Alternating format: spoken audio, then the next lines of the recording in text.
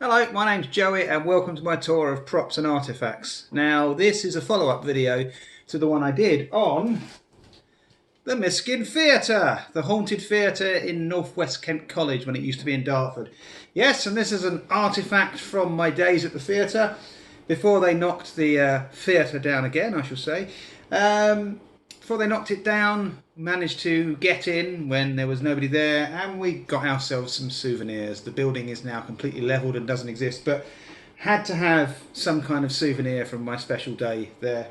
Special day? My special years there. And this was a sign that was on the back of the building, literally the same side as the actors' green room for anybody who's interested in that. So that was a lovely souvenir from my wonderful time spent there. And what was great, and I want to thank everybody, and indeed thank you in advance, what was great about the Miskin Theatre video was that a lot of people came forward and shared their experiences, and a lot of them were very similar experiences. So everybody saying how creepy and weird the back studio was, the surrounding corridors as well, all of which I felt nothing, and I had absolutely no problem walking around there in the dark. But that's probably because I don't really sense these kind of things. If I do, they're only for 1 second or maybe 2 seconds or maybe 3. But I don't generally sense these things. And of course, it was the mid-90s, so I was in full Mulder mode from the X-Files. So I loved walking around in the dark. So yeah. So thank you for all your experiences. Very, very interesting. All correlating roughly the same idea. And yeah, very, very good. So more evidence, which was great. Stories I'd never heard before. And in fact, some of my stories people remembered, but I didn't remember them. I didn't remember the fact that I had told them at the time. Or some people heard stories which they had not thought about since that moment actually happened. So anyway, I'm here to talk today about the time when I used to work for County Hall. Now, County Hall used to belong to the London County Council, and it's a massive building. It's now part of the Marriott Hotel. It's pretty much opposite the London Eye, and it used to be pretty much a records office for everybody in London. Well, of course, now you can imagine all that's on a microchip, so no need for that building to become what it is. Obviously, a lot of famous politicians were there. You used to work there, obviously. Also, interesting fact, in the film Kick-Ass, or Kick-Ass, there's the bit where, I can't remember her name. I think her name is Kick-Ass, isn't it? No, it's not. But anyway, she's the little girl who goes in, and she goes into the lobby of the big bad guy, and she beats the hell out of all the kind of security guards there. Well, that building she enters, that's County Hall. Yeah. Because that stretch looks very American as well. It's used quite a lot for films that are filmed over here to look like America. So, County Hall was built in 1911, and it was a very, very glorious building, massive building, lots of wood panelling and marble, and lots of details there still from the early 1900s, which was a brilliant building to work in. So I worked for the London Film Museum. It was a museum full of props and costumes. It was a nice day out for a tourist. So basically, these are my experiences. Now, there were the usual kind of murmurings, rumours that the place was haunted, but I don't recall too much about those rumours other than the classic idea that people didn't like to be there late at night. Maybe the odd occasional sound.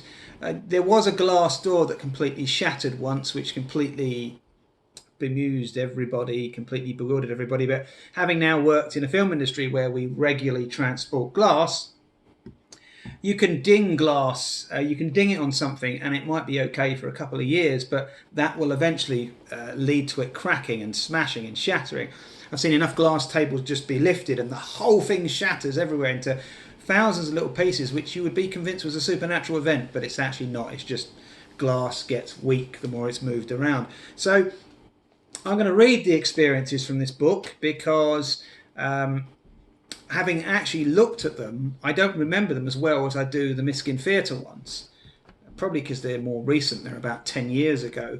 But and funny enough, like Henry Jones says in The Last Crusade, I wrote things down in my diary so I didn't have to remember. I find that when you write something down, you don't remember it as well. Good job you do write it down. So, I don't know if there's any dates here. No, there's not dates, unfortunately, because this was a real afterthought. I kept these ideas in my head, and it got to the point where I thought I really need to write these down before I forget. So the first experience, I call it first glance. When working at County Hall, London, for a museum, I managed to work my way up to be in charge of the exhibits. This meant I was the first person in there and the last person to leave, and I loved that because I was entering a dark building during the early hours of the morning and mostly leaving in darkness at night. The place itself, as you can imagine, was dark, but it was also extra dark because, of course, it was a museum, so they wanted to add an atmosphere. So it was very dark in there. I might have told you it was dark. So when I used to go in there in the morning, one of the jobs was to turn on a radio which would have a particular piece of music playing for one of the exhibits. I think it was the big old gong, the old rank gong at the beginning of the film, you see. We had one of those. So I used to turn the exhibit on. Now, first of all, I would have to have turned the projector light on, because the projector light on, I was told you put the projector on first and it gives you just enough light to be able to see the radio.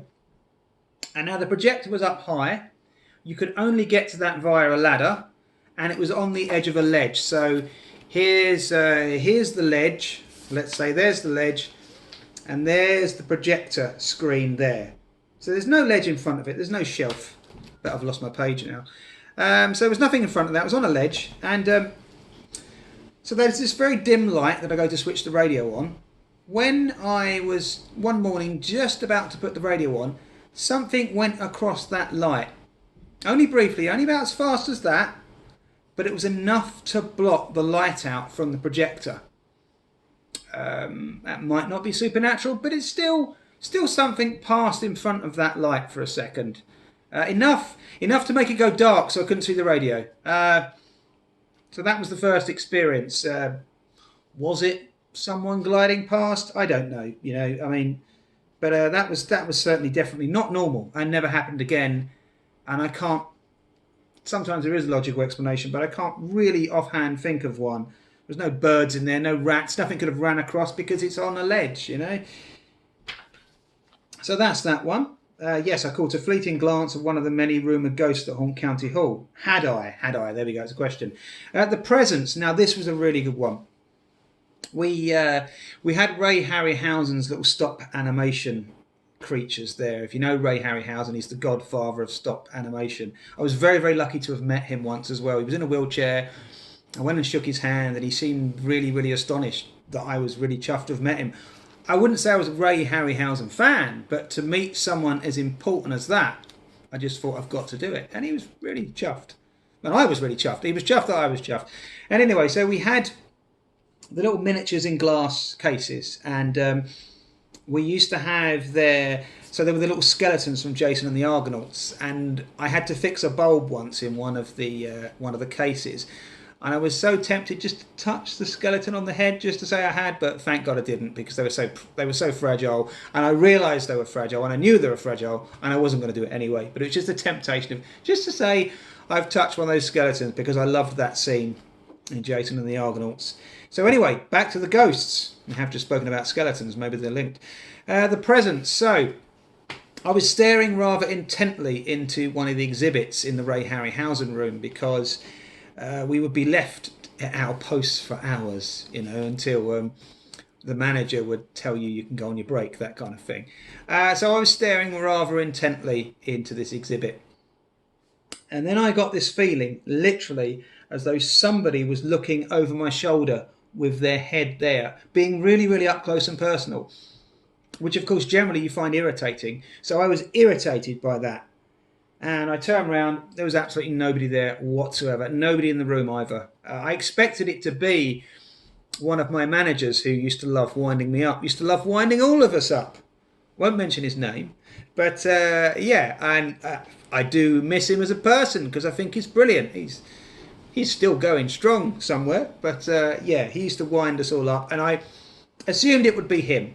This absolute looming presence of someone's head by my head, looking over my shoulder, really wound me up. Absolutely nobody there whatsoever. There was somebody I used to know there used to see flashes of yellow every now and then. You know, somebody else there didn't like being there at night. The usual classic story. The place would hold events as well, very large corporate events, and one of the new people there, I can't remember her name. She was a wonderful person. She was telling me and my friend Carl. There was a room that she came in, and it was where we were getting changed because we used to do events there as well. We would dress up in our costumes and create a nice event for the people there. So there's a changing room where me and Carl were getting changed. It was definitely a big old office. These were grand old offices from the 1900s. And she came in and she said, I never feel comfortable in this room. And of course we didn't feel a thing at all. And I don't know if this happened with Carl in the room or it was just her, but I remember the story of her thinking out loud. No, she was just thinking that she didn't like the room, and the door in front of her slammed really hard, which those doors were very, very heavy wood. You imagine a very grand old building built in 1911. You can imagine what those kind of doors were like. And it slammed in front of her. But as I say, I don't know if this happened in front of Carl or she was retelling us the story. Even though it wasn't as long ago as the Miskin Theatre, the film museum stuff is quite hazy. So that was a strong presence over my shoulder. Now, what was the last one? Oh, this was brilliant. So obviously I was the last person to leave the building. Not always, obviously. But so I'm turning off all the exhibits and I'm just walking towards the horror room. And as I walk towards the horror room, I've got the wood panelling of the walls there. So I'm about as far away as this from the walls. Now, I couldn't begin to tell you the rhythm, but really, really loud in my ear, banging on the wall was... Now, I couldn't tell you what the rhythm was at all, but it was very loud, and it was definitely a bang that you would mostly achieve from the outside if you're banging the wall, Those walls weren't hollow either. The wood panelling, there was about that much gap between the wood panelling and a solid brick wall. So there was nothing behind there. And I was just going to the horror room, and I assumed that one of the guys who worked there called Steve, brilliant, wonderfully talented person, always up for a laugh. I assumed he'd be in the horror room ready to jump out at me, basically. Well, he wasn't there. There was nobody there whatsoever. And there was a comic book artist who worked down the end. And when I went to turn off the little lights in his room, he said to me, "What was that banging?" So I got no idea. He was well aware of the ghost as well. So it was nice that it was confirmed by him. Down the other end of the corridor was one of the curators. No, one of the people that founded the museum. That's the best word. I can't offhand think of what the word is. Now, he must have heard it as well. But I never asked him, and I really wish I should have done, because then we would have had 3 witnesses to this happening. But it was amazing, and it didn't frighten me, A, because I thought it was going to be Steve jumping out of the horror room, and B, because sometimes in those cases your adrenaline's going, and it's for a good thing. I find it exciting. So yes, that is the short video of County Hall. As I say, not too much happened there for me. I don't really know too much of the history of the building either, other than the usual people didn't find it very comfortable at night, maybe, that kind of thing. I did spend a few nights there. There was a night shift there, and I must admit, openly, I slept with the light on. But then the night shifts after that, I was fine. I slept with the lights off, and I just felt like home, really. So that's it, really. That's the story of my ghostly experiences in County Hall. Not too much, but certainly enough to warrant something that wasn't usual. The bangs on the wall, the presence over the shoulder. Not so sure about the projector, but technically I still can't think what could have covered that projector for a few seconds. Something went across it, and there was no ledge, no shelf or anything to have stood upon and gone across. And we're talking about a building shrouded in darkness in the early hours of the morning, and I really am the only person in the building at the time. Anyway, look after yourselves. See you soon. And thank you very much for watching. See you later. Whoop.